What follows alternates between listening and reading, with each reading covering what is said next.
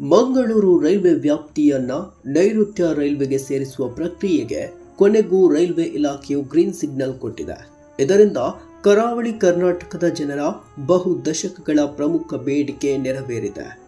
ಹೌದು, ಇದುವರೆಗೂ ಕೇರಳದ ಪಾಲಕ್ಕಾಡ್ ವಿಭಾಗದಲ್ಲಿದ್ದ ಮಂಗಳೂರು ಪ್ರದೇಶವನ್ನ ನೈಋತ್ಯ ರೈಲ್ವೆಯ ಮೈಸೂರು ವಿಭಾಗಕ್ಕೆ ಅಧಿಕೃತವಾಗಿ ವರ್ಗಾಯಿಸಿ ರೈಲ್ವೆ ಮಂಡಳಿ ಮಹತ್ವದ ಆದೇಶ ಹೊರಡಿಸಿದೆ.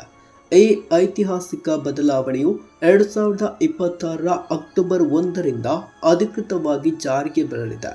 ದಕ್ಷಿಣ ರೈಲ್ವೆಯ ಪಾಲಕ್ಕಾಡ್ ವಿಭಾಗದ ವ್ಯಾಪ್ತಿಯಲ್ಲಿದ್ದ ಮಂಗಳೂರು ಸೇರಿದಂತೆ ಉಳ್ಳಾಲ ರೈಲ್ವೆ ನಿಲ್ದಾಣದವರೆಗಿನ ಸಂಪೂರ್ಣ ಪ್ರದೇಶವನ್ನು ನೈಋತ್ಯ ರೈಲ್ವೆಯ ಮೈಸೂರು ವಿಭಾಗಕ್ಕೆ ಹಸ್ತಾಂತರಿಸಲಾಗಿದೆ.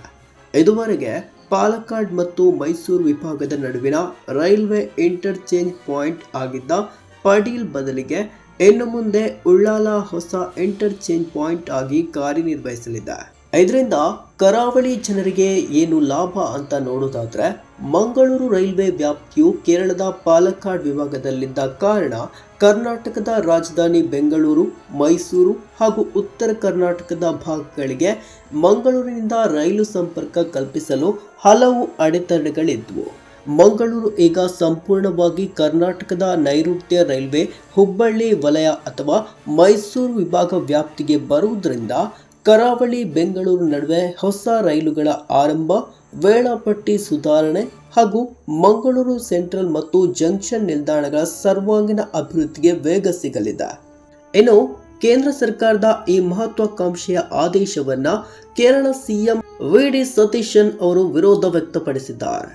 ಈ ಬಗ್ಗೆ ಎಕ್ಸ್ ಪೋಸ್ಟ್ನಲ್ಲಿ ವಿರೋಧಿಸಿರುವ ಅವರು ಮಂಗಳೂರು ಜಂಕ್ಷನ್ ಅನ್ನ ಪಾಲಕ್ಕಾಡ್ ವಿಭಾಗದಿಂದ ಬೇರ್ಪಡಿಸಿ ನೈಋತ್ಯ ರೈಲ್ವೆಗೆ ವಿಲೀನಗೊಳಿಸುವ ಏಕಪಕ್ಷೀಯ ನಿರ್ಧಾರ ಸ್ವೀಕಾರಾರ್ಹವಲ್ಲ ಎಂದು ಹೇಳಿದ್ದಾರೆ. ಇದರಿಂದ ದಕ್ಷಿಣ ರೈಲ್ವೆ ಮತ್ತು ಕೇರಳದ ಆದಾಯ ಹಾಗೂ ಅಭಿವೃದ್ಧಿಗೆ ತೀವ್ರ ಹೊಡೆತ ಬೀಳಲಿದೆ ಎಂದು ಪೋಸ್ಟ್ ಮಾಡಿದ್ದಾರೆ. ಈ ವಿಷಯವನ್ನ ಪ್ರಧಾನಮಂತ್ರಿ ಹಾಗೂ ರೈಲ್ವೆ ಸಚಿವರೊಂದಿಗೆ ತುರ್ತಾಗಿ ಪ್ರಸ್ತಾಪಿಸಲಿದ್ದೇವೆ ಎಂದು ಕೂಡ ಹೇಳಿದ್ದಾರೆ. ಈ ಬಗ್ಗೆ ನಿಮ್ಗೇನನ್ಸುತ್ತೆ ಕಾಮೆಂಟ್ ಮಾಡಿ ತಿಳಿಸಿ.